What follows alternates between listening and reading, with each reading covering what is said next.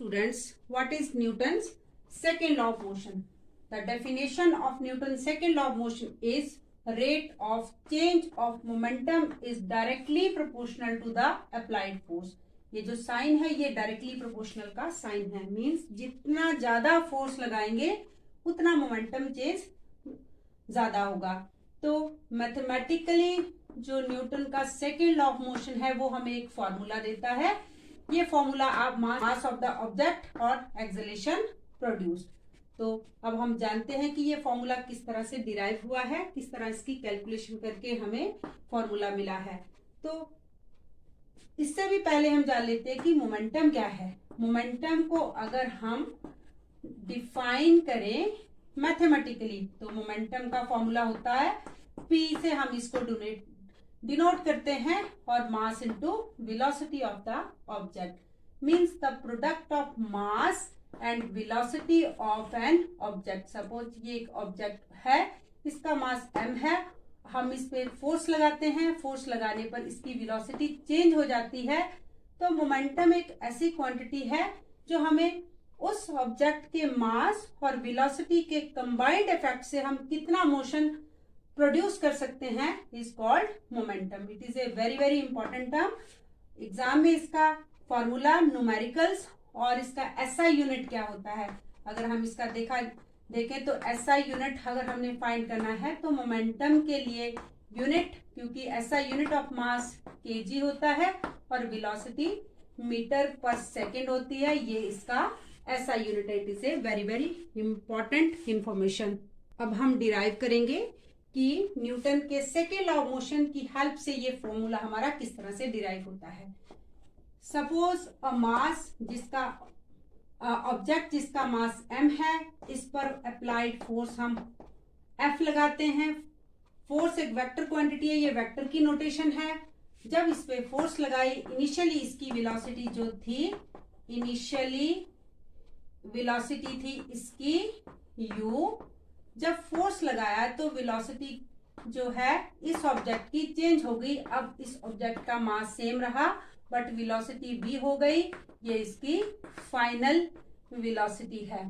Final velocity means जब object की velocity u से v हुई, मींस की एक्सेलरेशन हुआ और velocity change has taken place in certain time interval. That time interval जो होगी दैट इज t हमने ले लिया. Now the mass of the object m, initial velocity u, तो इनिशियल मोमेंटम इसका हम product of mass and velocity of the object which we have taken, and the final momentum of this object is m into v. According to Newton's second law of motion, the rate of change of momentum directly proportional to applied force. So we will now derive it. तो change in momentum लेंगे directly proportional to final momentum minus initial momentum. Change in momentum, final momentum हमारे पास था pf m into v, क्योंकि momentum product of mass and velocity होता है. इसको हम mv लेंगे. इनिशियल वेलोसिटी ऑब्जेक्ट की u थी और मास m था, तो इनिशियल मोमेंटम था हमारा mu.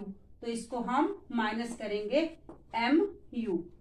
चेंज इन मोमेंटम, अब चेंज इन मोमेंटम को जब हम rate of change of momentum लेंगे, rate of change of momentum को शॉर्ट में मॉम लिख दिया, directly proportional to m common आ गया v minus u upon t. क्योंकि जब कोई क्वांटिटी टाइम के साथ चेंज करती है तो हम वर्ड यूज करते हैं rate, means velocity change per unit time.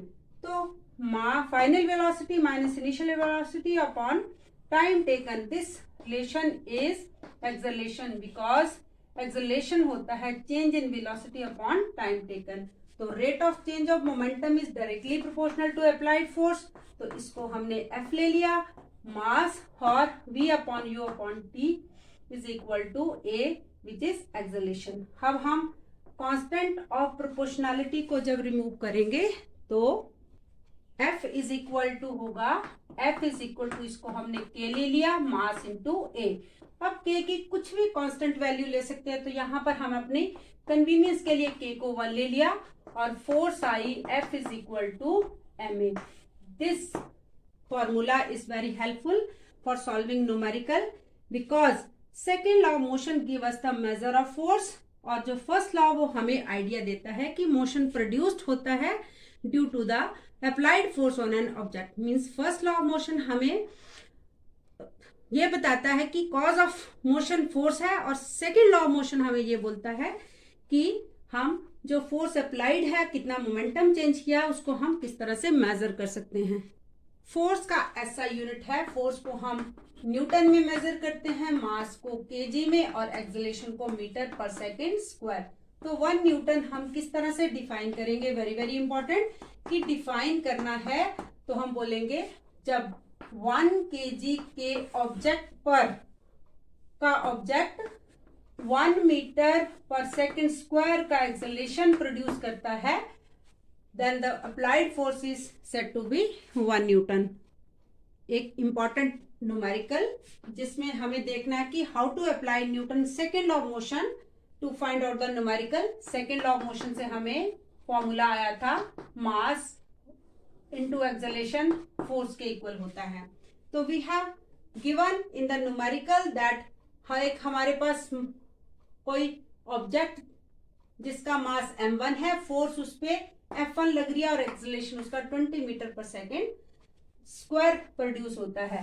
तो बोला, और second object whose mass is m2, same force is applied on this object, acceleration produces 30 metre per second in the given statement. हाँ, बोला कि अगर इन दोनों ऑब्जेक्ट को हम एक साथ जोड़ देते हैं m1 और m2 को, at that time how much force is, how much what acceleration would the same force, same means 10 Newton force अगर दोनों को एक साथ टाई करने के बाद अप्लाई करते हैं तो ये कितना एक्सेलरेशन प्रोड्यूस करता है। तो सबसे पहले देखो फोर्स और एक्सेलरेशन, तो F is equal to mass into acceleration होता है। तो फोर्स है 10, एक्सेलरेशन है 20, तो मास आ जाएगा 10/20 which is 1/2। In second case here force 10 newton है, एक्सेलरेशन 30 है, तो in this case again F is equal to ma, force है 10 न्यूटन, मास m2 है, एक्सेलरेशन है 30, तो m2 आ जाएगा यहाँ पर 10/30 1/2। अब दोनों मास को हमने टाई अप कर लिया है, तो दोनों को जब आप कंबाइन किए तो पहले ऑब्जेक्ट का मास 1/2 था, दूसरे का 1/3, दोनों को सॉल्व किया तो 5/6। Same force when applied on these two object when they combined together, the acceleration produce force upon